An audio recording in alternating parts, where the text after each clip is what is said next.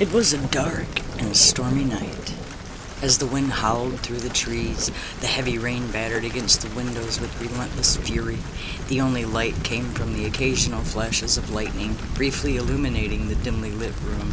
Inside, the flickering of a candle cast long, eerie shadows on the walls.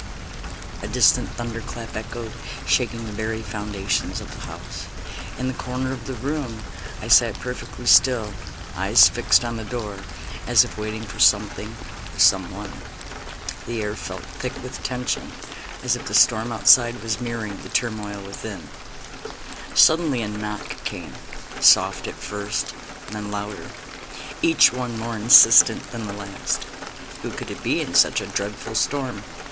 No one was supposed to be out there. Wasn't expecting anybody. If I could just get a glimpse out of the windows, might be able to see who's out there. The thought of peering out into the stormy night lingered in my mind, each second stretching longer as the wind howled louder, rattling the windows with every gust. I knew the storm outside could easily obscure anything that might lurk beyond, but the fear of what you couldn't see was far worse. So, stepping closer to the window, my breath quickened, misting the glass with each nervous exhale. The room felt colder, as though the very air was holding its breath. The thunder rumbled again, closer this time, making the floorboards creak beneath my feet. With a trembling hand, I reached for the curtain, pulling it aside just a bit. The darkness beyond the glass was thick, almost suffocating. The rain, a blinding sheet against the black sky, and for a moment I saw nothing, only the wild dance of the storm. Then, a figure, a shadow, standing motionless in the distance, just beyond the reach of the flickering lightning. I couldn't make out the details. It was just almost too still. My heart skipped. Do I dare open the window to see more? Or is it best just to leave the whole thing the hell alone?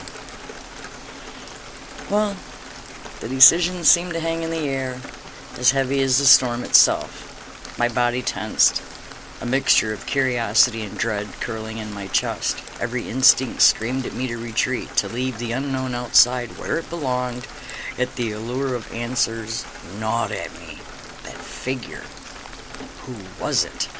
Or was it something far worse? What was it? I stood frozen for a long moment, eyes fixed on the shadow, but it didn't move. Maybe it was just a trick of the light. A trick of my brain. The way the rain, wind distorted shapes in the darkness. But then again, it was too precise, too deliberate in its stillness to be a mere chance. A sudden crack of lightning split the sky, illuminating the world in stark, blinding light. In that fleeting moment I saw it clearer now. The figure was standing in the same spot, its outline more distinct. It was tall. Its arms hung loosely at its sides, fingers twitching as if it were waiting. Waiting for what? Waiting for me? I could hear the faintest noise now, a low, almost inaudible whisper. Not from the figure outside, but from somewhere deeper within the house. I spun around, my breath caught in my throat. The room was as I had left it, empty, save for the flickering candle and persistent shadows. Yet the air felt thick, charged with electricity and a presence that hadn't been there before. My thoughts raced, heart pounding in my ears. Could it be someone followed me inside? Was I being watched? From within? The knock at the door came again, but this time louder, sharper, almost impatient. Oh dear God. I stood there, torn, paralyzed between the terror of the unknown and the desperate need for answers. The figure outside remained motionless, like a dark sentinel in the rain. There was no turning back now. My decision was made. So, slowly I stepped toward the door, and another step, and the chill in the air seemed to grow colder, my feet heavier with each movement. Whispers grew louder, filling my ears, but still I couldn't understand what they were saying. Reaching for the door handle, I stopped, my hand hovering just above it. What awaited me on the other side? Was it still out there?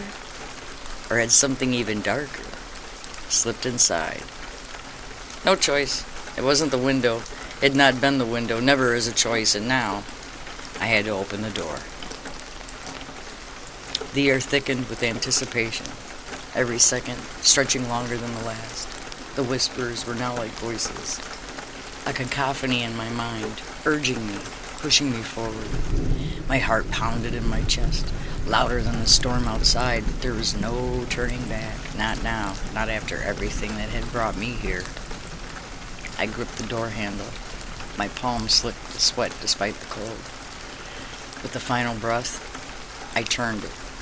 The door creaked as it opened, and a sound that seemed far too loud in the silence that followed. The figure was still there, unmoving, like a shadow cast from the depths of something far worse than the storm outside. But the real question lingered in my mind. What had been waiting for me on the other side of the door? As the door swung open fully, the figure was still there, hadn't moved, remained, but its presence felt heavier, suffocating. The rain seemed to stop, a strange stillness settling over the world. First, I couldn't make out its shape completely, just the vague outline, something towering and dark, too dark for the faint light of the storm to penetrate. But then slowly, it stepped forward, revealing more of itself in the dim glow. It was tall, unreasonably tall, and its form was cloaked in tattered robes, the fabric shifting as if it were made of shadow itself. The face, or rather, what should have been a face, was nothing but a smooth, featureless blackness of a void. And yet, I could feel its eyes on me, piercing through this void of a face, watching, waiting. The air grew even colder, frost beginning to form on the edges of the doorframe as the creature loomed closer, its movement unnatural, like a thing that didn't belong in the world of the living. The whispers grew clearer, but they were no longer voices. They were thoughts, and not my own. Memories, doubts, fears. This was no mere figure from the outside world. This was something ancient, something that had been crossed the threshold of reality, and I realized with a sinking dread that it had always been waiting for me. The door wasn't just a door. It was a passage, and whatever had been on the other side had finally made its way through. The moment it crossed the threshold, the candle died. Darkness swallowed the room whole, not the absence of light, but a presence dense and pressing, as though the night itself had taken a breath and refused to let it go. The door slammed shut behind the figure without a touch, the sound final, funeral. I tried to scream. Nothing came out. The thing stood inches from me now. No face, no eyes. Yet I felt myself being seen in a way no living creature had ever managed. Not my body, my interior. Every regret I had buried, every fear I pretended not to carry, every moment I had stood before a choice and had turned away. The whispers resolved into a single voice. You opened it. The words did not echo in the room. They echoed in me.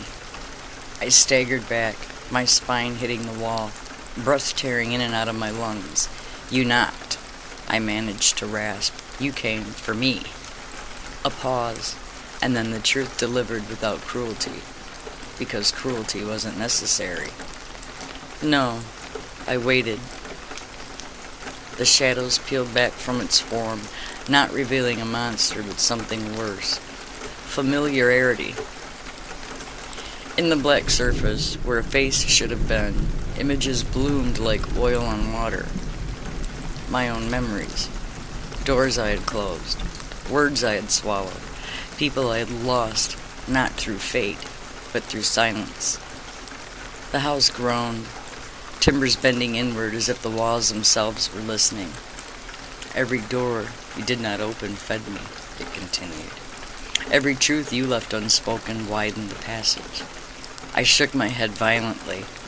You're not real. The thing tilted its head not mockingly, but curiously, real enough to be answered. The storm outside returned all at once, rain hammering on the roof, shrieking like something alive. The windows burst inward, curtains snapping wildly, yet the creature did not move. It didn't need to. It had already arrived. You can't stay. You don't belong here, I said as my voice was trembling, and another pause, longer this time. Neither did you, it said gently. Not until now. The floor beneath us split with a sharp crack, light bleeding up from below, not lightning but something pale and endless, a mirror not of glass but a possibility.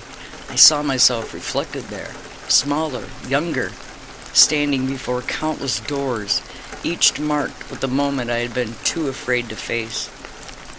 The creature extended a hand too long, fingers bending the wrong way, yet steady. This is the last threshold.